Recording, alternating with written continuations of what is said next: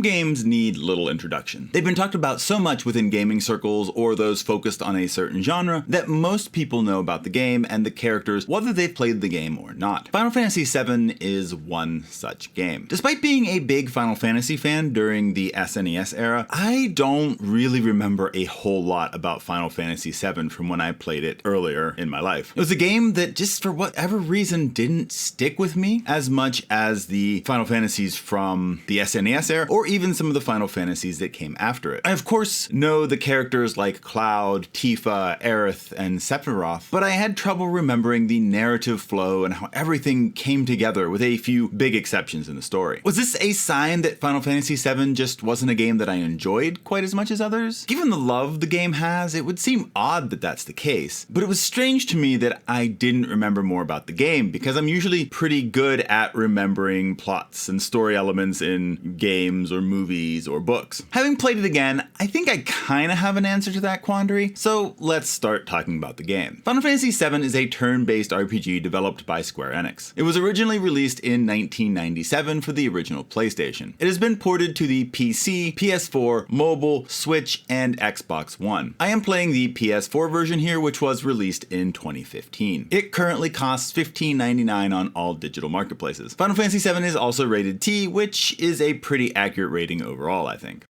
The story of Final Fantasy VII is very different than any of the series before it. There are no crystals to save or any evil empires to fight, at least kind of. Instead, you start the game as a group of environmental terrorists called Avalanche on a quest to shut down the evil megacorporation Shinra and save the planet that is being killed by Shinra's Mako reactors. It's an intriguing premise, but in classic Final Fantasy fashion, that story is just the start of a journey that involves saving the world from more than just resource depletion. There is a weird intertwining story that develops where there's almost a triad of people fighting each other over the course of the game. Your party is one corner of that triangle, the second is the Shinra Corporation, and the last is Sephiroth, who has his own goals separate from everyone else. None of these groups are really friendly to each other, but there are times that you may benefit from the other antagonists fighting each other. This can make for a story that might be a bit more difficult to follow. I felt like this was particularly true for the first portion of the game, in part because things go rather fast at the start, and also because all of your antagonists aren't really established until around a quarter of the way through the game. There are just some random parts here and there that don't really do much to influence the story, but can take up a bunch of time, like running around Wall Market to get the best items for Cloud to dress up like a woman. It's interesting and kind of fun in a weird sort of way, but is also more than a little random. Once you leave Midgar in the game, I felt like the story was able to find a much better rhythm and developed a little better after that. There were still the random moments, but the pacing felt a lot better, and you started to learn more about the characters and their pasts and what their motivations were after that point, which really helped get me into the story even more. Final Fantasy VII also has this weird combo of like dystopian gloom, but also kind of silly goofiness. The world is gloomy and in kind of bad shape, but you also have places like the Gold Saucer, which is this bright and gaudy location. It's all cheerful and kind of feels a little strange in the world. The tone of the narrative overall is also more serious and kind of dark, but you get party members like Kate Sith, which are very strange and hard to take too serious, as well as things like the aforementioned dressing Cloud up as a woman, which just feels a little goofy and weird, especially if you can get the guy to pick Cloud as the more attractive girl between Tifa and Aerith. It just feels funny in an otherwise very serious kind of game. And while I do like some of these goofier bits, they also just didn't feel like they fit the narrative and the overall tone of the story. So it just made for kind of a weird dynamic here. It's not a huge deal to me, but it was something that I did notice over the course of the game. Looking at Final Fantasy VII's story, I liked it overall. It just had enough that kept it from being amazing to me. That said, the game does really make me want to play the remakes, because with some better pacing and a bit more fleshing out, it may make for a story that draws me in even more. It is also a bit more of a layered and complicated narrative than some of the previous games, which I maybe didn't appreciate as much when I was younger.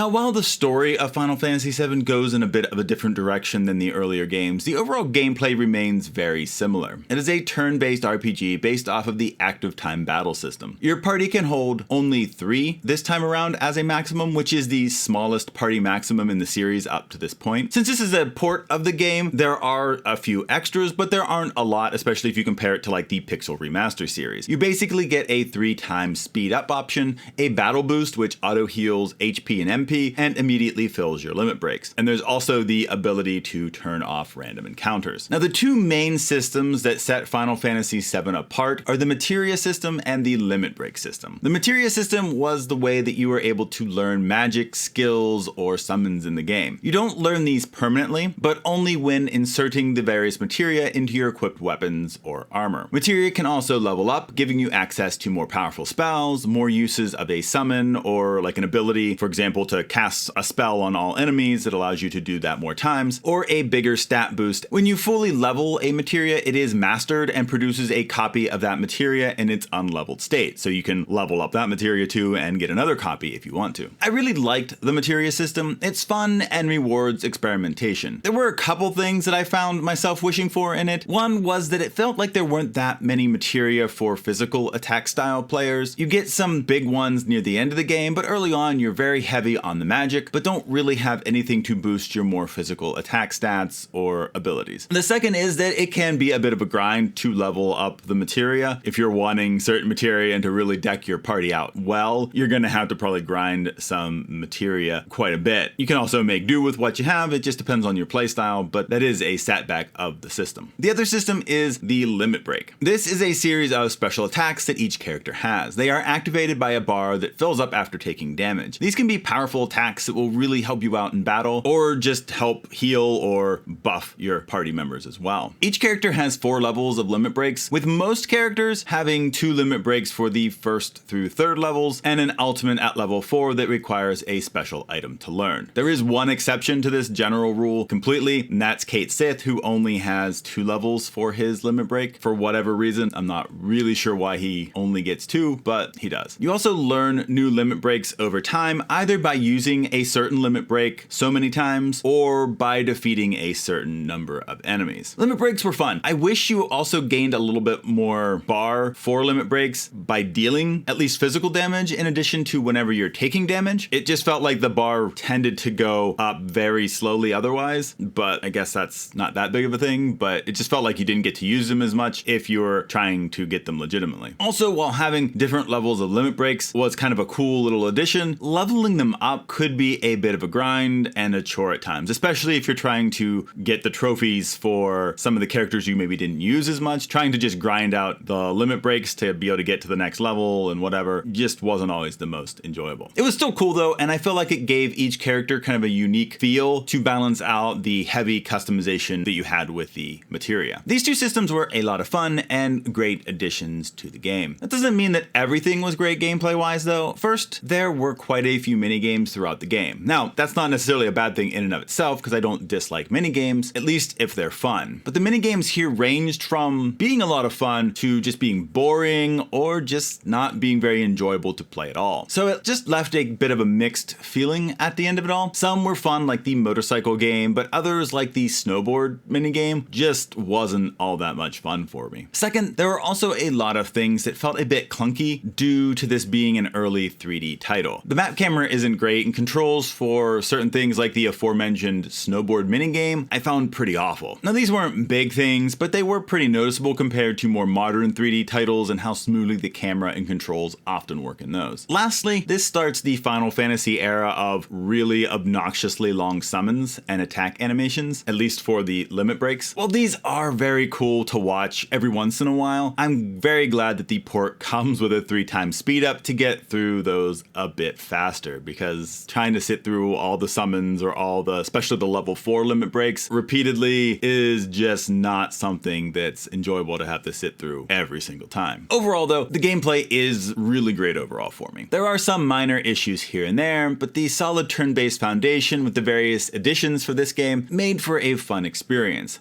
The art style of Final Fantasy VII is both impressive and jarring at the same time. Looking at it now, the majority of the art is pretty dated looking. Even so, there are quite a few environments that are still very impressive to look at. The way the game gives you a sense of scale sometimes by keeping your character looking very small on this large map was really good at giving you this sense of how large these locations were, even though it did have the downside of making it very hard to know where entrances and exits and doorways and things like that were so that you could actually move on. I feel like the cutscenes also fall into this category. They still look fairly decent today, but at the same time, you can tell that it's an older look. Now, saying this, at the time that they released, these things were just jaw-dropping. Like, they were state-of-the-art, cutting edge, and were amazing to look at. This one's a little bit more mixed for me because, like, while you can definitely tell they're old, I still found them to be the best looking parts of the game overall. The part that really got me was the character models. Not just because they are an example of how early 3D models have not aged well at all, but also because they don't even really mesh very well with the environments they're moving in. There's just this kind of clash of art styles. Your models are bright, blocky, and not very detailed, and they're moving in these very detailed environments that are often darker and a much more muted color palette, and it just is really jarring after a while. It's definitely the worst part of the art style, and something that just stood out throughout my time with the game of just how much these styles really clashed with each other. Now, while the art style has a bit of a problem with looking dated or just not meshing together, the music does not have this problem. There are so many good songs on this soundtrack, from the prelude and the opening bombing mission at the start of the game all the way to One Winged Angel. This soundtrack has so many memorable pieces of music that have held up masterfully. The music of the game also does a great job of meshing well with the actions, environments, or characters that they're associated with. It is definitely one of the strongest parts of the game and holds up beautifully to this day.